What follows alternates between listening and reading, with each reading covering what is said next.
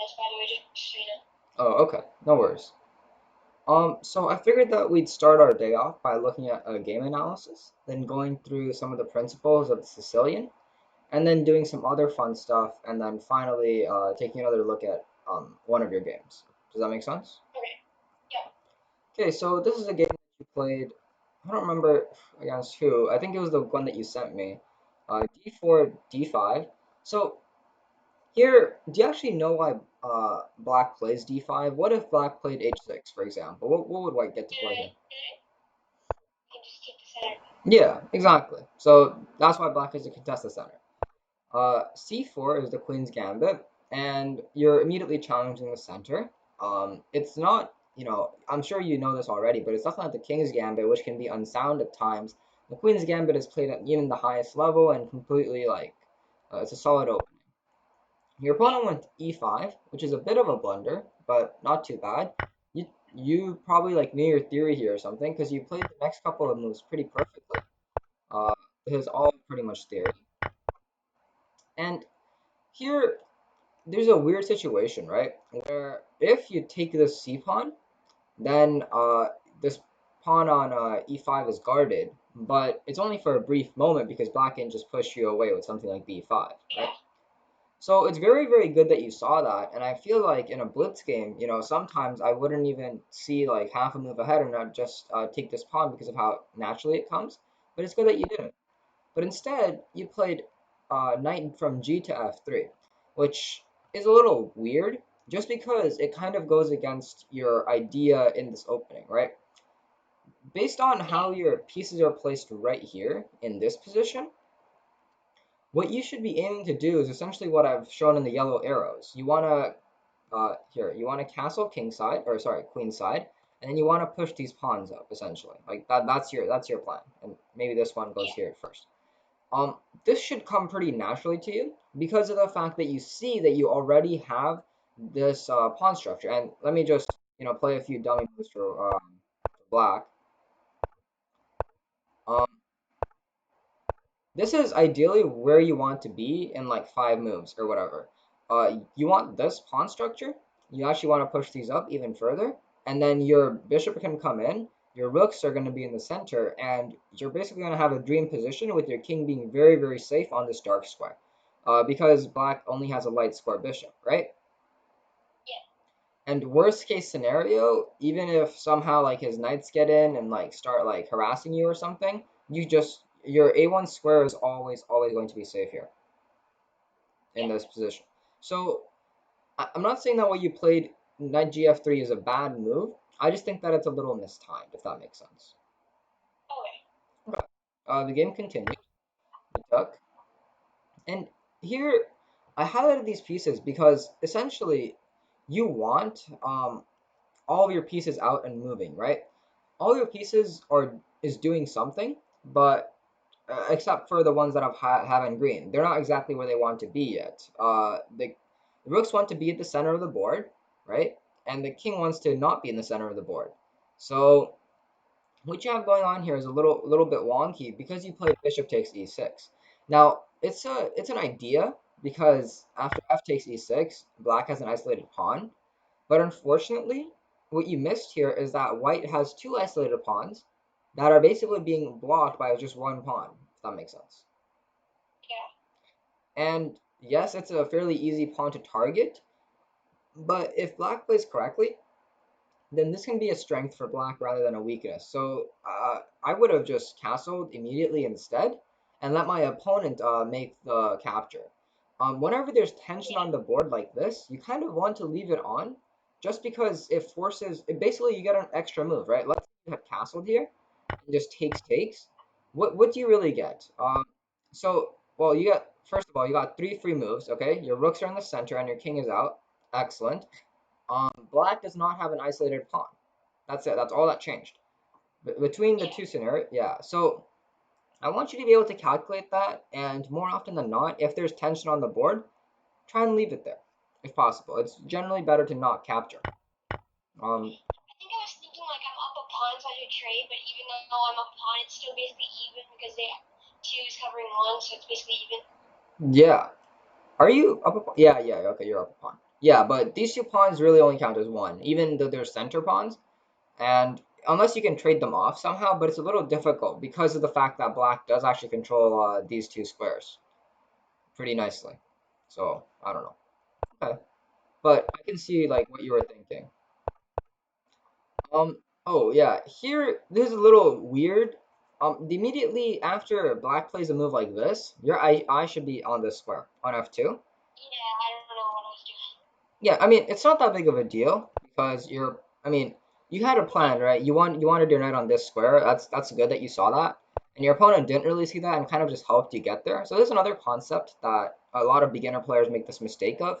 They help their opponents get to the squares where they actually want to be. Does that make sense? Yeah, Like you yeah. want to be in the square, and your opponent is only creating another weakness for himself. I don't know if you can see all this already, but when the knight goes here, there's two ideas, right? What are the two ideas? Here, tell me. If I go knight to f7 for fork, and I can also go take. Can I just take b5 also? Exactly. So this move, b5, is bad for two reasons. One, it helps you do what you wanted anyway, because you were going to move this knight. This knight wasn't going to stay here forever. And it also lets you create a double threat. So it's just absolutely ridiculous that your opponent played this. As a human, like this is ridiculous. And also they're giving this up with check, which is good, which is excellent. And yeah, I mean, okay, so this is a little overzealous, but it might be the best move. In this position where you're just up a knight, you want the simplest possible game. Okay. I know that you're like still like relatively young and you want to go for like a cool flashy checkmate, but as you can see in this game, that's kind of what you tried to do and you failed at it. And it's not because you're not like a good chess player, but it's just because, all those checkmates that we like see on like on like YouTube or on like master games or like all the games that like people like to study, they don't really happen regularly, which is why we think they're so cool. So trying to force something that you see on over the actual board is a little difficult, and I would advise you to just play relatively smart. And I would just take this pawn here and enjoy my like nice game up with a whole piece, right? But you went for this, which is fine. Um, you had like a few blunders, but it's a little difficult to really call them blunders. Here's one thing that, as a human, you shouldn't do. Um, oh, sorry, I had a moment here before. What would you play? Oh yeah, what would you play here? This is a good Um, instructive moment. six. Yeah, sure. F6 is a good idea. It basically controls this square, again, and it forces this knight out. And where is this knight really going to go? Away from the defense of the king, right? Yeah. So this would be an excellent move, and it's actually apparently made in 12. I just turned Stockfish on. But yeah, f6 is the strongest move, and even just getting this other rook into the game is good. What you played, just taking, and then pushing for h4, makes absolutely no sense. Sorry, don't take that in a bad way. I'm just saying, like, you're not going to accomplish anything here. And you'll see that you basically waste, let's see, h4, h5, h6, h7. You waste four moves worth of tempo on absolutely nothing. So you just get to watch this. I mean, look, your opponent gets exactly what they want. They have an extremely strong pawn, basically holding your king down. You just push h5 for no reason. They play a5. They're getting their pawns up the board. H6, I don't know why. Rook b6, they activated their rook. H7, I don't know why. And then you just trade rooks. Okay. Makes sense. So your entire idea led to absolutely nothing. In fact, after playing 5, 6 moves here, what you accomplished was trading rooks, but now we have one pawn less than you did before because you gave up this h pawn for no reason. Yeah. So just as a human, like I know that in tournaments, really we can get like under stress and whatnot, and we want to find the best move. But you just want to make your life easier for yourself and not play for some magical checkmate that you're just facing. These next few moves, I mean, they're not bad moves or anything, but like as you can see, the game just got more complicated than it had to. For some reason, your opponent's pawns are all the way up here when really they should be back here. right?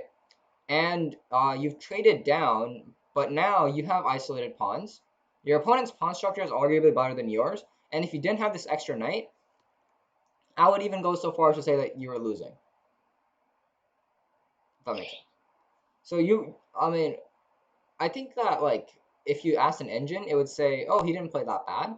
But from like a human perspective, what you did was a little fumbly. But anyways, the game continued. You grabbed his pawns, excellent, but you just didn't see And this the threat. bad part. Yeah, yeah, Yeah. the very end. Honestly, at this point, I don't know why you wouldn't trade rooks because this pawn is I know. marching. I didn't see that. Just this, after something like this It's pawn game. is, there's no way that this pawn is getting caught, right? Yeah. Okay, do you actually know what is the furthest square that this black king could be that this pawn would get caught from? Here, I think. Yeah, yeah, exactly. So you already Okay. know. It's called the rule of the square. Yeah. If the enemy king is within that square, then he can catch the pawn. If not, then no. Yeah. But yeah, just to rub it in, to you. After king g7, you completely missed it. You played rook b8, going after this pawn, and he just made it you, which is a little unfortunate. Oh, this was against Bidoof. This was against Bidoof. Oh wow. Yeah, a little unfortunate. A little unfortunate, I won't Yeah. lie. Okay. Do you have any questions about that game, or do you want to move on? No. Makes sense. Okay. So here's the Sicilian con. Do you know what the Sicilian is? Yeah, it's they play like e4 and then you no not e4. They play e4. Mm-hmm. Get rid of this arrow. Oh, okay, whatever. And they play e4 and then blacks play c5. Yeah. So e4 and c5. Now, there are some chess masters that say that if instead black replies with e5, then black is essentially perpetually a move behind, if that makes sense. Right? Like white went first, obviously. But with Yeah. c5, there's an immediate imbalance in the center. Okay? Okay. So anyways, the game continues, knight f3, and we play e6. Not the natural knight c6, okay? I know that that's probably what you would play in this position, but I just want you to forget about that and just remember the move e6. E6 Okay. obviously controls these two squares and also opens up this bishop. One second. Okay. Right. Okay, well.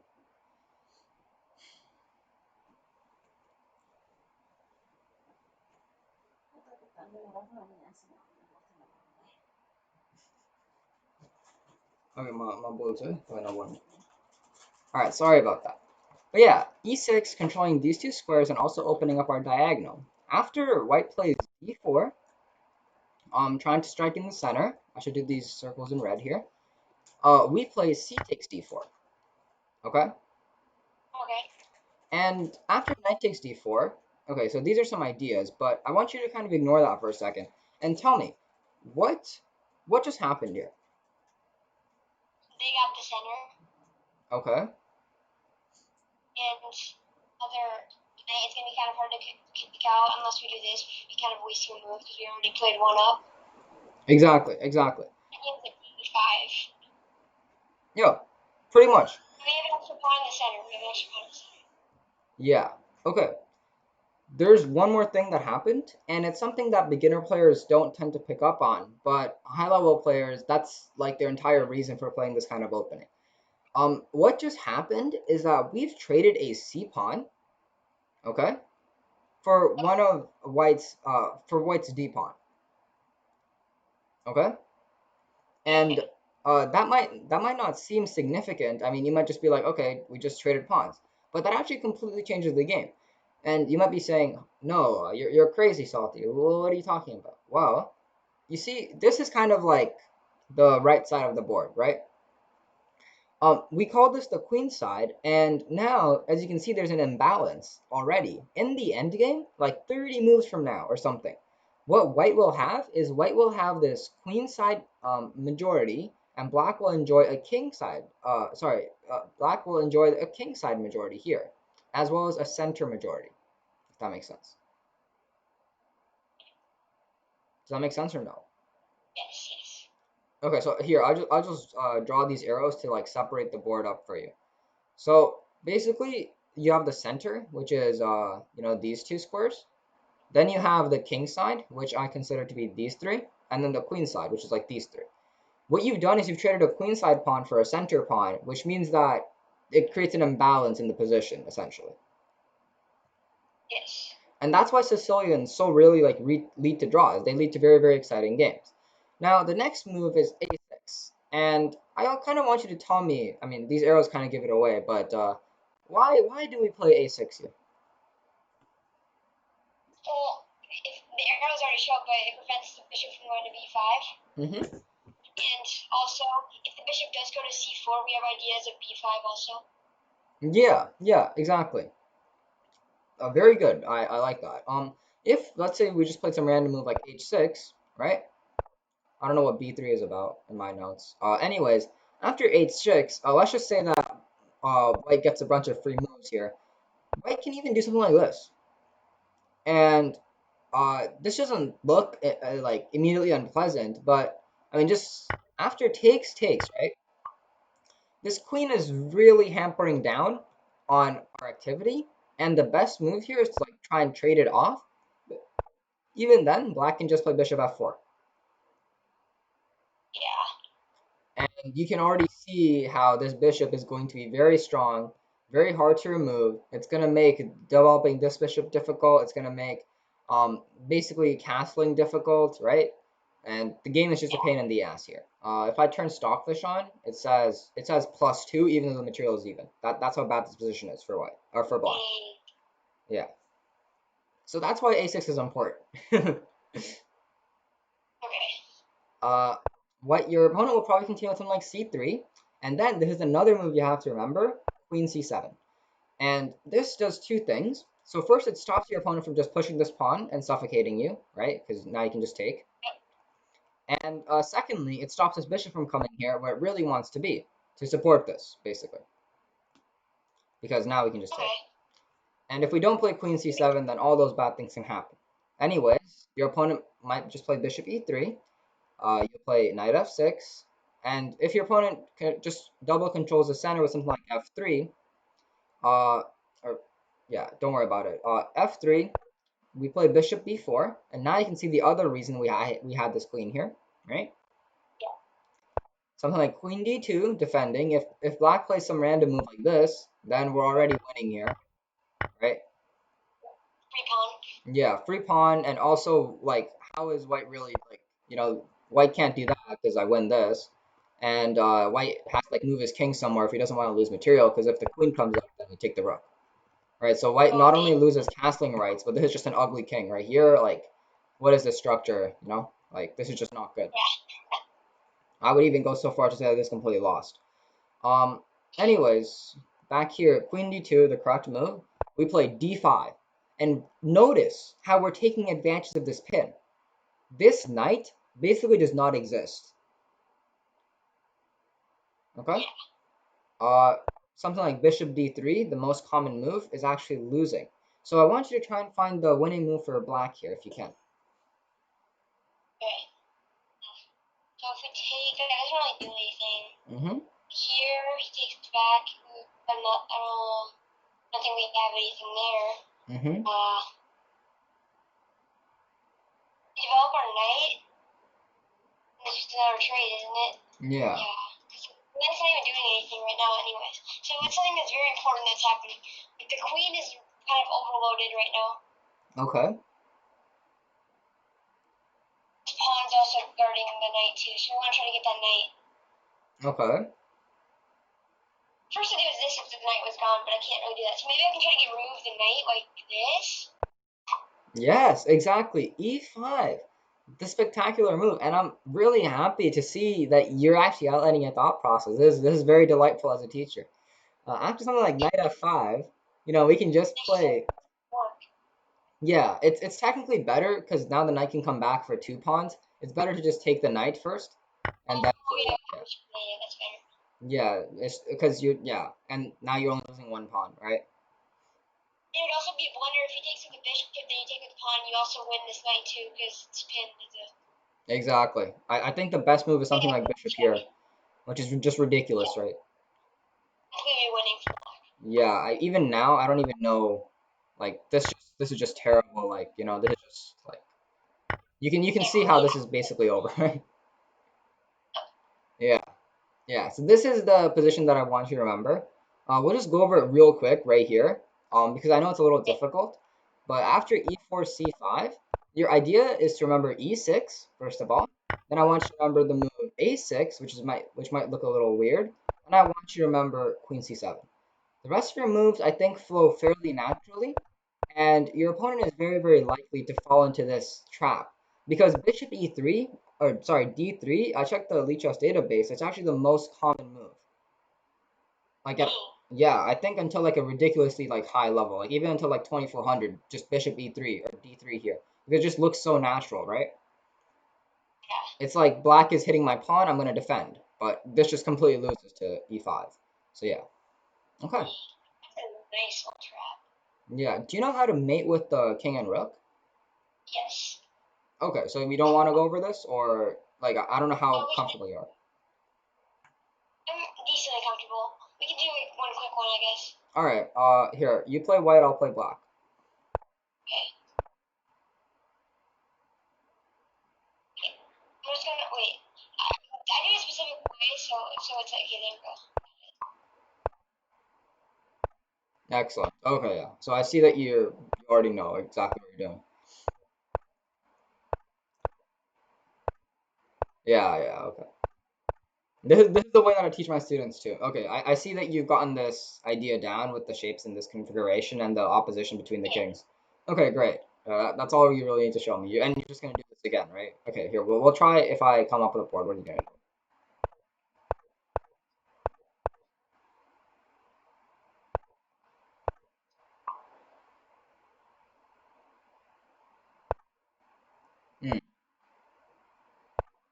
Okay, nice. I like to waste my move with the rook instead, so I would have just played this. But Oh yeah, that works too. yeah, I don't know. I just find because in I think it's because I play a lot of like blitz, and if it's the end game and I'm trying to save time, I just move my mouse from here to here, right? So why not just move it right here? Like it's just the fastest movement. And I know this doesn't really apply to like normal chess, but if you're playing like blitz, bullet, then you kind of have to start thinking about that. But that's like another lesson for another time. Yeah, yeah. Okay. Really bad at bullet. Yeah, it is difficult. Now, this is called the Lucena position. Without looking at any of the notes on the right here, do you know how to win this as white? Okay. Let's see. Let's go to that thinking process.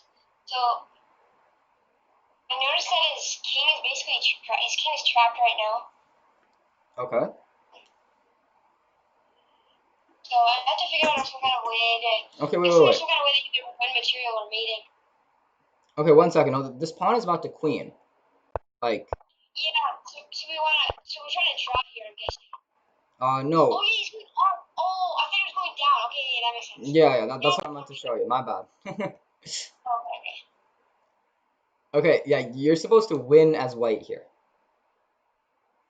Yeah. So obviously this doesn't work after you move this king away, right? If you just try and move our king out of the way, the white king, and promote the pawn, black just has infinite checks, actually. Right? Yeah. Like, and now you're back here, and now we're basically where we started. Right? Like, whenever white comes out, like, I'll just place a random move. Black just checks him, and he can never get out. Like, if he tries going here, just checking again, right? Yeah. So this can go on forever. So the way to win is a little difficult. I want you to try and find it. So rook d3 is the correct move, right? It gives our white king some space to come out. But after king e7, do you want me to just tell you because it's a little hard to kind of think about? You want to? I don't know. Okay, okay. Just for the sake of time as well, I'm just going to tell you, and the idea in the Lucena position, so just remember the name, and you can come back to the study whenever you want to practice it yourself, is called building a bridge, and sometimes it's even called a bridge position because of how strong its idea is. Essentially, after the king moves away, you want to have your rook on the fourth rank on d4. Essentially in this case, just this fourth rank anywhere along it means that now you're gonna win. Uh, after something like king, yeah, basically that as well, and yeah, all the arrows that I just drawn is what's going to happen now. So king c7, rook c1 check, king b6, okay, rook b1, and not we can't go up here. If we go up, then black just takes the pawn and it's a draw. So we have to protect our king with king c6, right?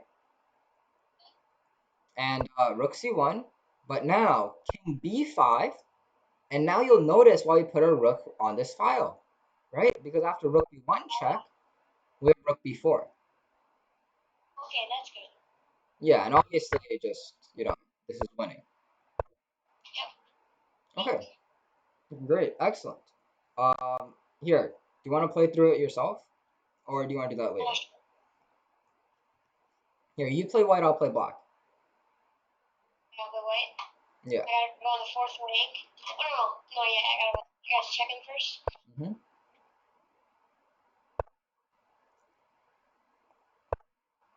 Oh wait, I'm on the third rank. Shoot. Yeah. So you'll notice this problem. Yeah, I messed it up. You did mess it up, and I think now this might actually be a draw. Maybe not. Wait, can I get back to my corner? Yeah, I can. Yeah. I can try redo it. Yes, you can. Now you can play rook d4. Exactly. Excellent. Gotcha. There we go. Yeah. Excellent. Excellent. There we go. Excellent. So Okay. it's not a draw. Just put it back and then do rook. Yeah. I think there's some problems with like me if I just push the king up instead and I hit your rook, but yeah. Okay. Anyways, the middle game. Here is a middle game position. Now I just took this from like a random game, but you'll see that it's pretty complicated, right? There's a lot. There's only one pawn that's been traded.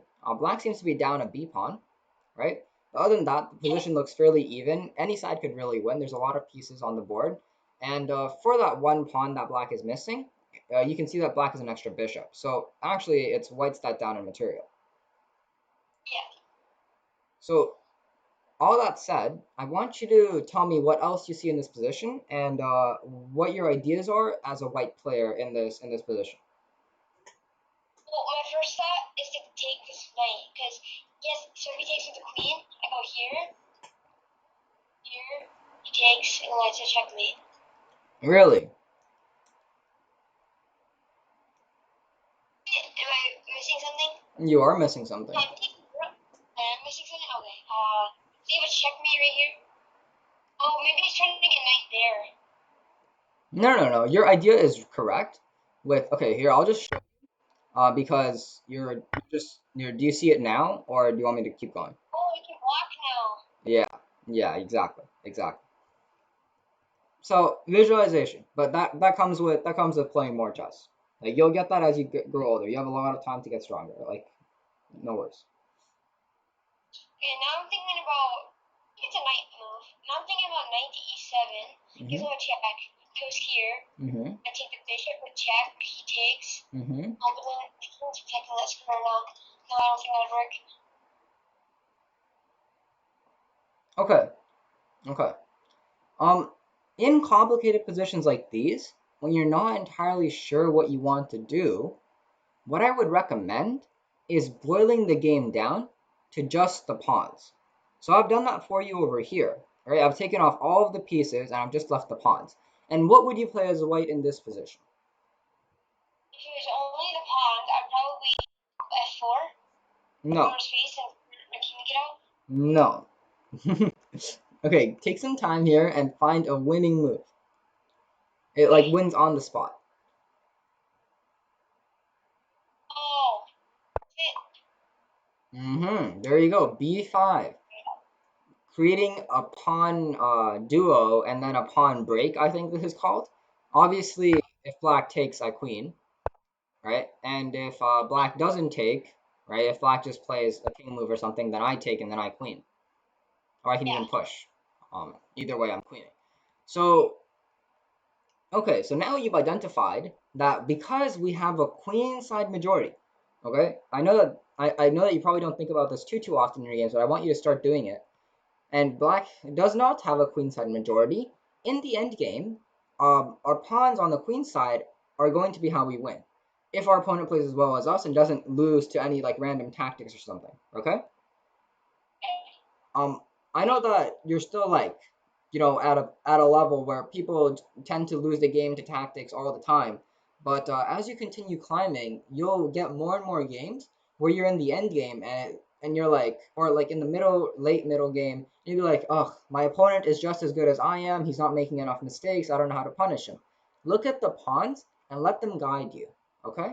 Because they always have something that they want to do. And if you look at the pawns, you'll start having ideas. So going back to the position, okay, how do we simplify? Yeah.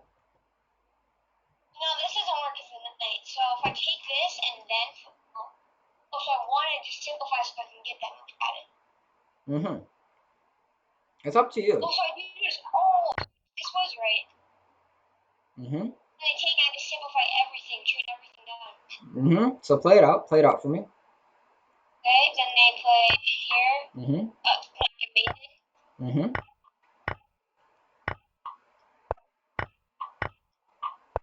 Exactly. And now let's say I play something like this. Yep. You got it.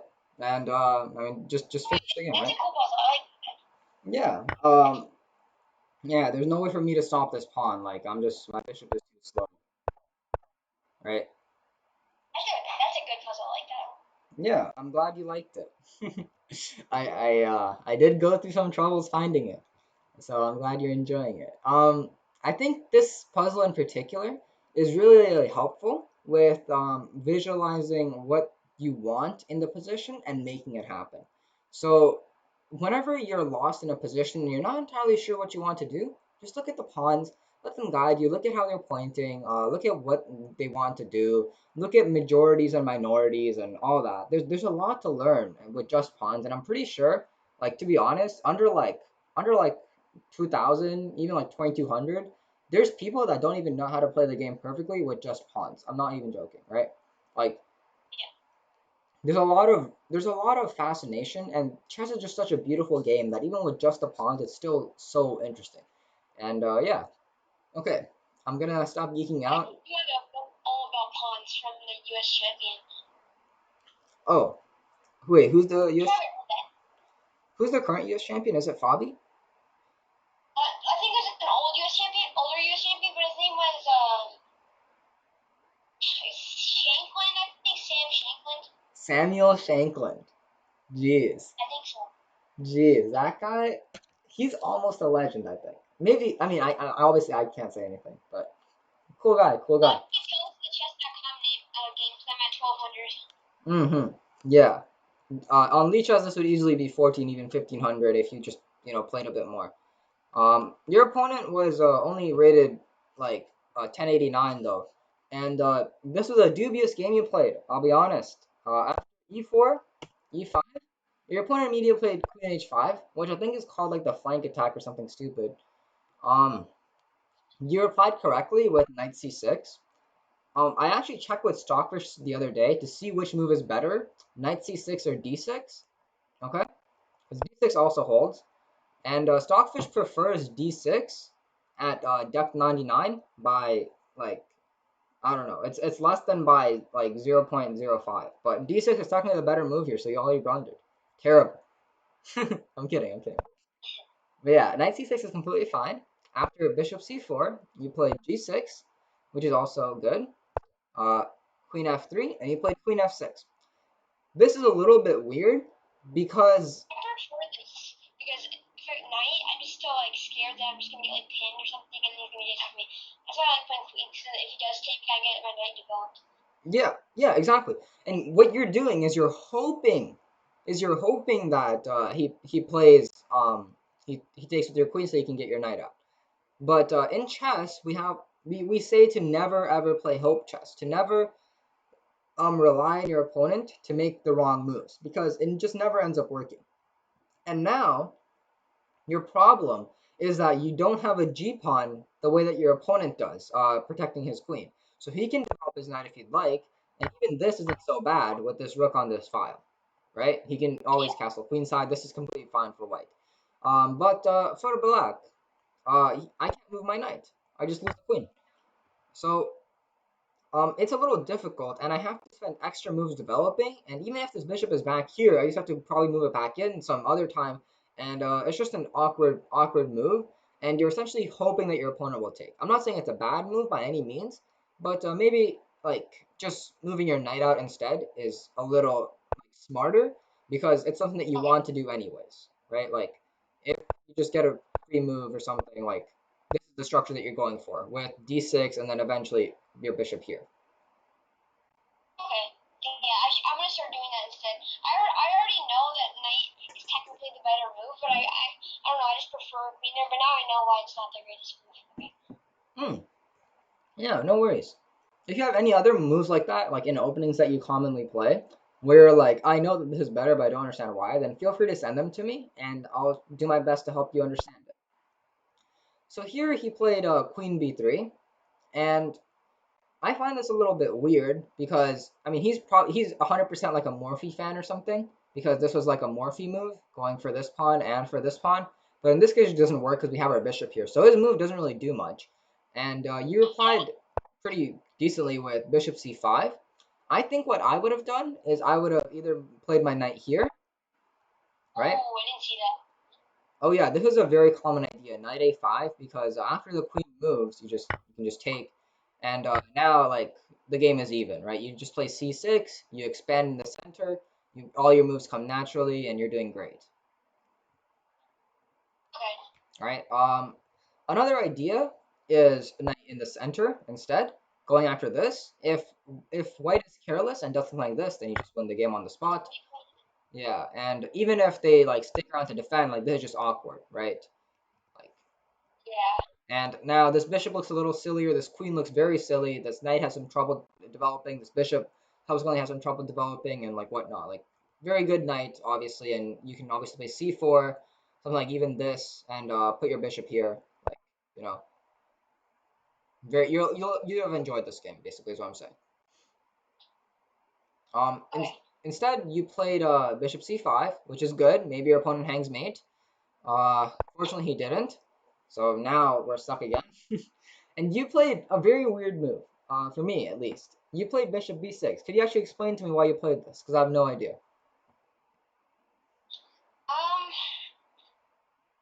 I guess I really wanted to, in case he ever did try to attack my bishop. I was already because a lot of my opponents do this when my bishop's right here, and Mm-hmm. then they'll do this, Mm-hmm. and I'll bring it back, and then open up my rook. So Okay. I normally prepare a little bit earlier, so I bring it back. I don't know.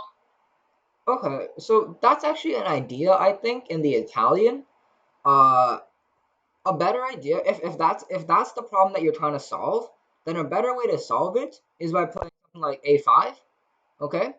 And now you're doing two things. You're opening up this b5 square for your knight, which is a very nice square, a very nice outpost, and you're preparing this a7 move with your bishop, keeping on this diagonal. I've had so many games where here, I'm just gonna play some hypothetical moves here. Uh, okay, ignore that my queen is hanging. I can play something like because they've castled, right? I get to play something like queen here, which just looks cool first of all, but it also opens the door to a lot of tactical opportunities, right? And obviously this pawn is pinned, and sometimes your opponent will even get their bishop out to that square, so something like this, like bishop here, bishop here, bishop here, and then they just forget that it's actually not protected there, and then you can capture it later. Yeah. Okay, so these are just some ideas, and I'm trying to put them in your head, and I hope that I'm doing a decent job. But bishop b6, not good. I want you to stop doing that. If you can even play a6, and that's better because at least you're controlling something. But just bishop b6 here is just such a sad move, and as black, you're already down a move in the opening, and by playing this, you're kind of down another one. You want to be throwing punches, not ducking in chess. If that makes sense.